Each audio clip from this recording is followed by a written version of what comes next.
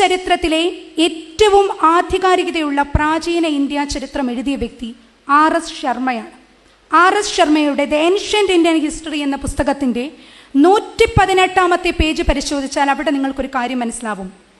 ഇന്ത്യയുടെ ചരിത്രം ആരംഭിക്കുന്നത് സിന്ധു ഗംഗ സമതല പ്രദേശങ്ങളിലാണ്.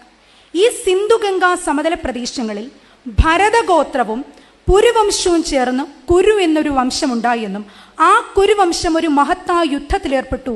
ആ യുദ്ധമാണ് കുരുക്ഷേത്രം. അതിനടിയിൽ അന്ന് ഉപയോഗിച്ചിരുന്ന പല ആയുധങ്ങളുടെയും അവശിഷ്ടങ്ങൾ കാണുന്നു.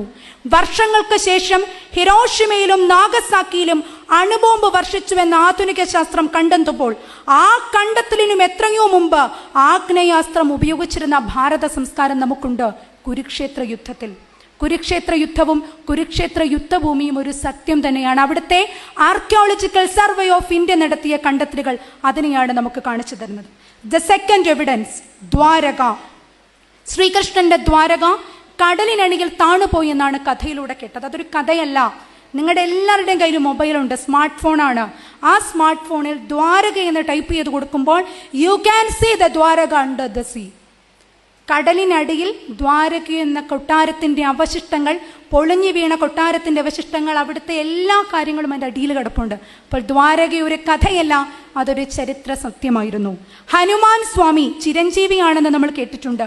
ഈ അടുത്തിടയ്ക്ക് അജന്ത എല്ലോറ ഗുഹകൾക്ക് സമീപം ഒരു ദിവ്യ ജ്യോതിസ് കണ്ടുവെന്ന് കിർലിംഗ് ക്യാമറയിൽ പതിഞ്ഞു.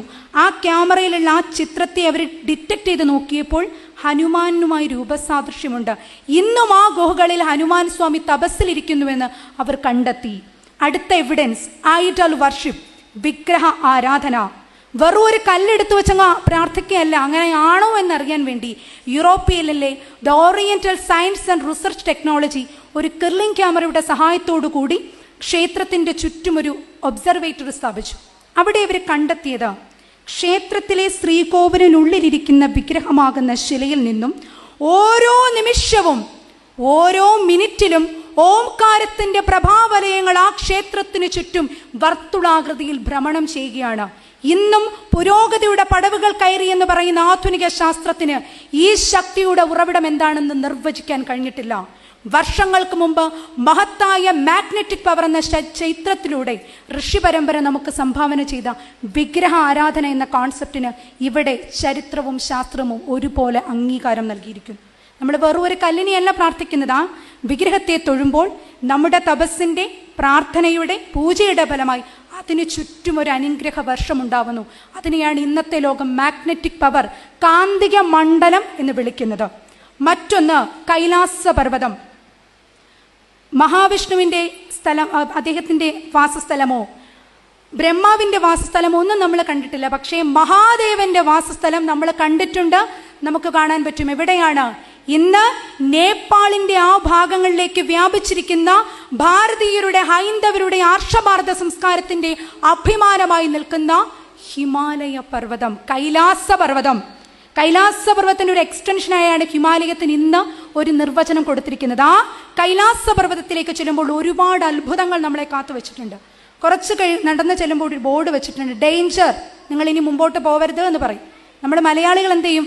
അത് കാണുമ്പോഴാണ് നമുക്ക് പിന്നെയും പോകാനൊരു ആവേശം. നമ്മൾ വീണ്ടും മുന്നോട്ട് പോകും. ആ സമയത്ത് ഒരു ശക്തി നമ്മളെ പിടിച്ച് പുറകോട്ട് വലിച്ചിടും. ഏതാണ് ആ ശക്തി എന്ന് ഇന്നും ഒരു ശാസ്ത്രലോകവും കണ്ടെത്തിയിട്ടില്ല.